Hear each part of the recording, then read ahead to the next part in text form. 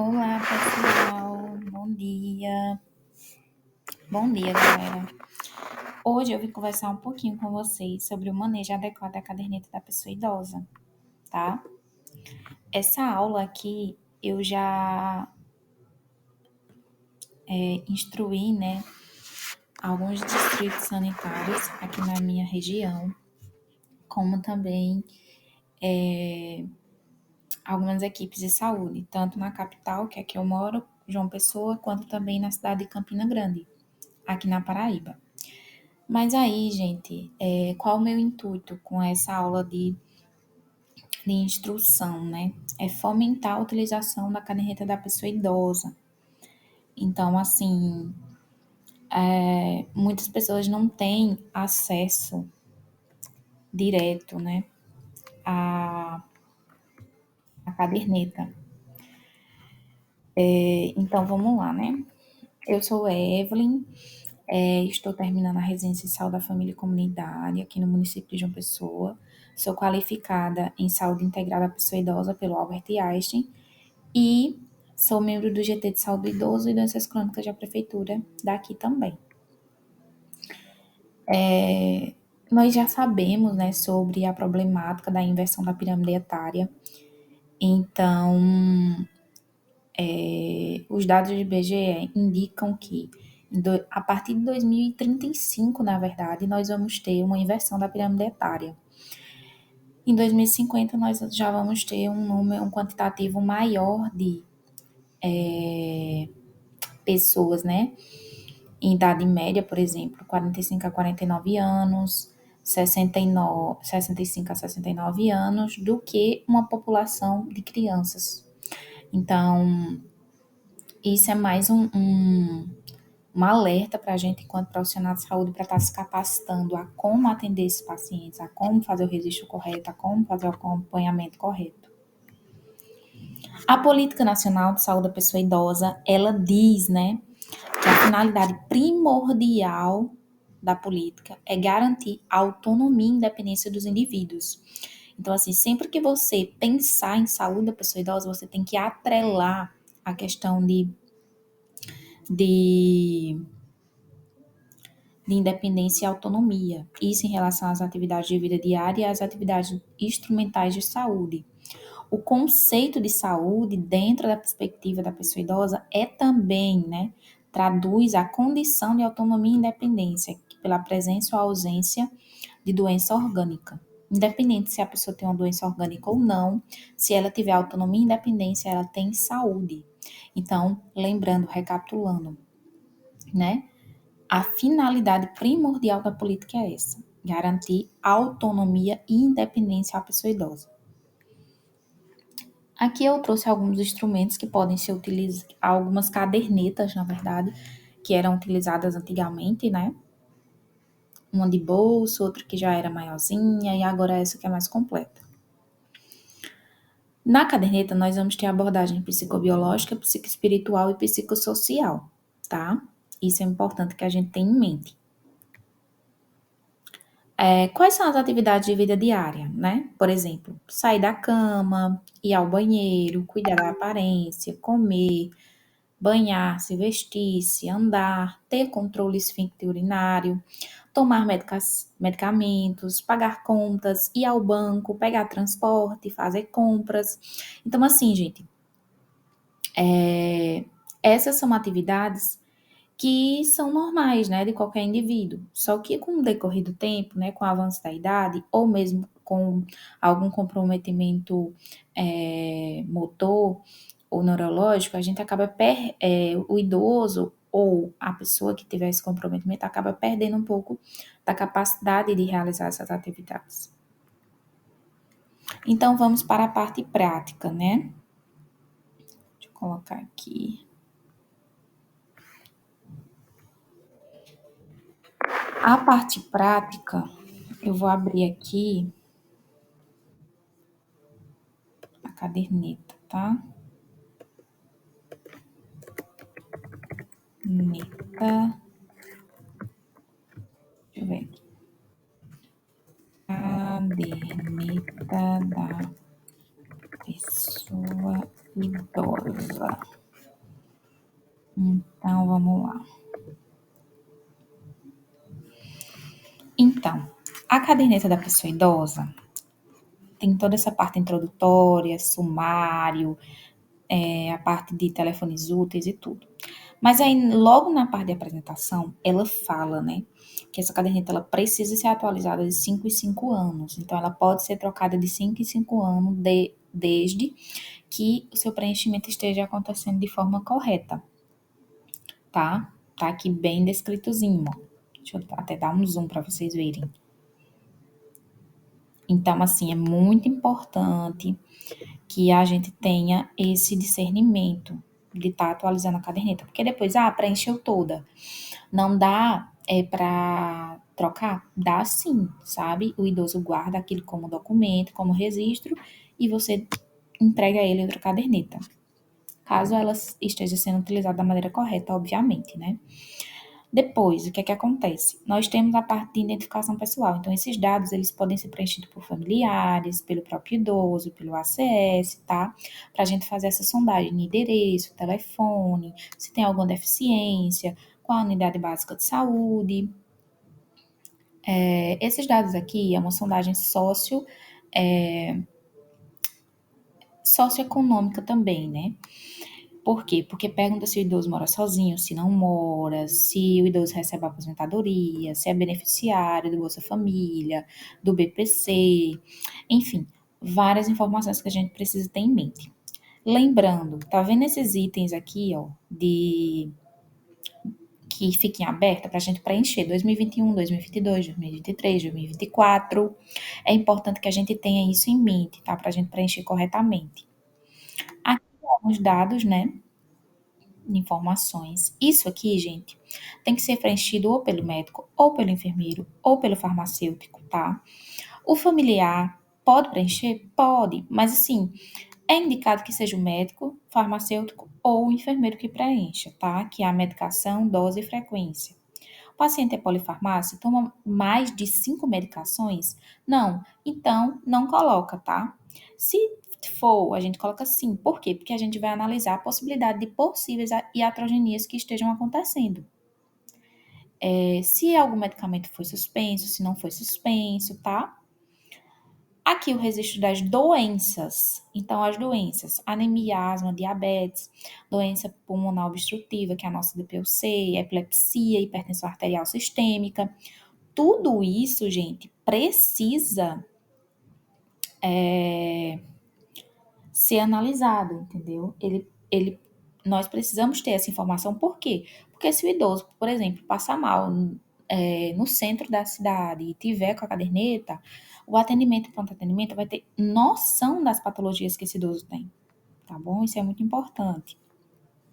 Outra coisa, cirurgias, já fez apendicectomia, já fez cirurgia cardíaca, já fez qualquer tipo de cirurgia, coloca na caderneta também, tá? Reações adversas, principalmente isso, gente. Isso é muito importante, porque vai que o idoso é alérgico à dipirona, vai que o idoso é alérgico a Buscopan e entre outras medicações. Aqui, gente, a gente chega no ponto-chave da caderneta, né? Os dados antropométricos. Eu vou preencher os anos corretamente, peso, altura, IMC, perímetro da panturrilha, tá? O perímetro da panturrilha, ele precisa ser avaliado, ele vai avaliar o índice de massa muscular desse idoso e quanto que esse idoso está perdendo de massa muscular ao longo do tempo. A gente precisa acompanhar.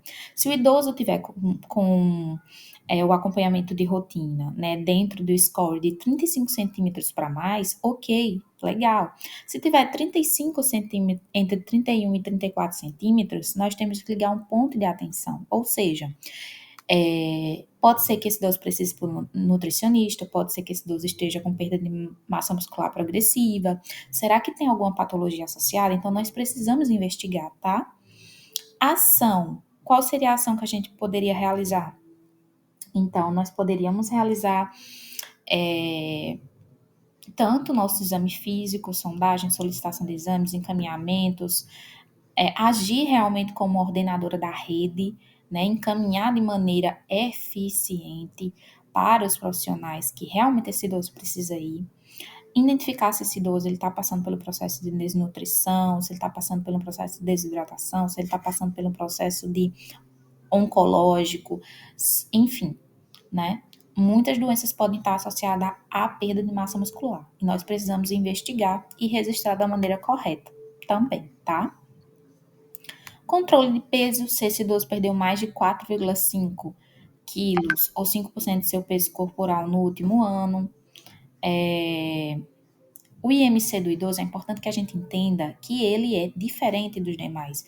Então, se o idoso ele está com IMC entre 22 e 27, ele está num peso adequado. Se ele está com IMC acima de 27, ele aí já entra em sobrepeso, né? E se ele está abaixo de 22, ele vai estar realmente em baixo peso. Mas aí, obviamente, que depende de cada abordagem nutricional, depende do perfil de cada idoso, mas a gente tem que estratificar da maneira correta, tá? Outra coisa, muita gente tem dúvida em relação a esse protocolo de identificação do idoso vulnerável, tá bom? E o importante é que vocês saibam que aqui a gente vai identificar o quanto aquele idoso é vulnerável. Muitas vezes eu vejo em algumas localidades as pessoas fazendo estratificação de idoso vulnerável apenas pela vulnerabilidade relatada ou pelo idoso ou pelo familiar, né? Por exemplo, o idoso precisa de um laudo porque por causa disso, daquilo outro. Ok. Mas eu posso, enquanto profissional de saúde, fazer o mínimo, né? Que é fazer a estratificação de acordo com o protocolo de identificação de vulnerabilidade, né? E aí aqui a gente consegue ver, né, que a gente consegue avaliar a autopercepção da saúde, a limitação. Lembrem que cada item desse, né, por exemplo, o primeiro item de avaliação, que é a idade, se tiver de 60 a 74 anos, 0. 75 a 84, 1. Acima de 85, 3. Se ele considerar, o idoso considerar a saúde dele boa, então vai ser 0. Se considerar ruim, 1. Ruim, regular, 1, tá? Pontuação. No segundo item de avaliação, que são as incapacidades. As respostas muito dificuldade ou incapaz de fazer valem 1 ponto cada. Todavia, a pontuação máxima desse tópico é 2 pontos. Então, se fizer 6 pontos, só vai contar 2 pontos, gente. É importante que a gente lembre disso, tá? Aqui a gente registra da mesma forma que nos outros itens da caderneta. E aqui na parte de incapacidades, nós temos a avaliação de atividades que ele possa ter deixado de fazer. Por exemplo, fazer compras, cuidar do próprio dinheiro, cuidar das suas condições físicas, deixou de fazer alguma atividade dentro de casa, deixou de fazer alguma atividade doméstica, se ele toma banho sozinho ou não. E aí, a partir disso, a gente vai estratificando. Quando a gente chega na soma da pontuação, a gente consegue ver que, de acordo com o nosso quadro, né, o nosso gráfico, de acordo com o percentual correspondente, né, do score dele, ele vai ter uma vulnerabilidade maior. Então, se ele tiver com a vulnerabilidade acima de 3 pontos, com 3 ou acima de 3 pontos, a gente tem que ligar a atenção e investigar esse idoso de uma forma mais aprofundada, acompanhar ele de maneira mais aprofundada, fazer visitas domiciliares mais corriqueiras. Caso esteja em 10, por exemplo, provavelmente esse idoso está num grau de vulnerabilidade muito grande e a gente precisa intervir diretamente. Talvez esse idoso precise até de um fisioterapeuta, de um terapeuta ocupacional, e a gente precisa ligar as anteninhas, né? Como diz minha avó. Cognição e humor. Muito importante avaliar esse item. Por quê?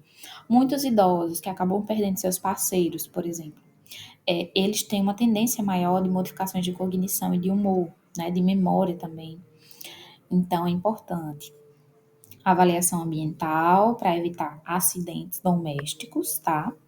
Registro de queda. Gente, queda na saúde do idoso, ela é extremamente comprometedora. A gente precisa saber se o idoso caiu, se o idoso não caiu, se ele caiu no ano passado, caiu no ano anterior. A gente precisa registrar para que o profissional subsequente que vai avaliar esse idoso tenha essa noção e tenha essas informações. Porque às vezes um evento, né, pode estar associado a determinadas situações que ocorreram anteriormente, tá? A parte de dor crônica, nós avaliamos também a intensidade da dor e nós avaliamos também a parte de escala, né, analógica.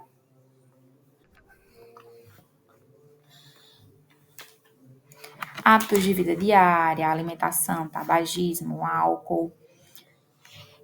E aqui, né, os registros do controle de pressão arterial sistêmica e o controle da glicemia, bem como o registro aqui da glicemia de jejum e a glicemia casual. É importante que seja orientada a equipe técnica enquanto a isso também, para que seja registrado da maneira correta. As vacinas precisam ser registradas, tá? E o encaminhamento do idoso para a avaliação de saúde bucal. Nós precisamos encaminhar esses idosos para avaliarem a saúde bucal deles nas unidades básicas. E também idosos que você atenda de forma particular. Tem muitas equipes hoje em dia que já fazem consultas odontológicas em domicílio e, se necessário, encaminham o idoso para algum consultório, tá? Aqui os agendamentos. Registrem que vocês são responsáveis por essa atualização em tal data, em tal horário, em tal período, tá, gente? Isso é muito importante. E é isso, gente. Deixa eu retornar aqui o slide.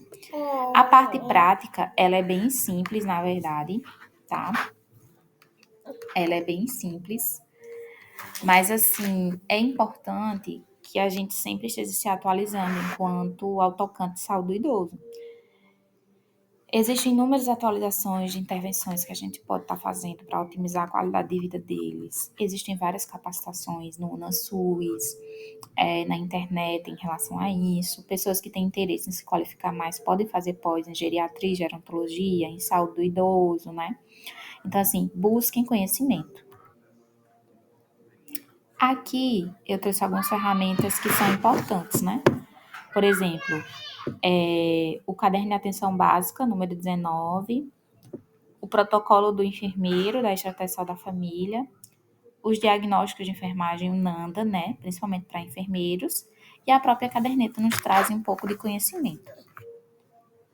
Outras ferramentas importantes para a medicina em si, o Tratado de Geriatria e Gerontologia, o próprio caderno de atenção básica e a caderneta de saúde da pessoa idosa.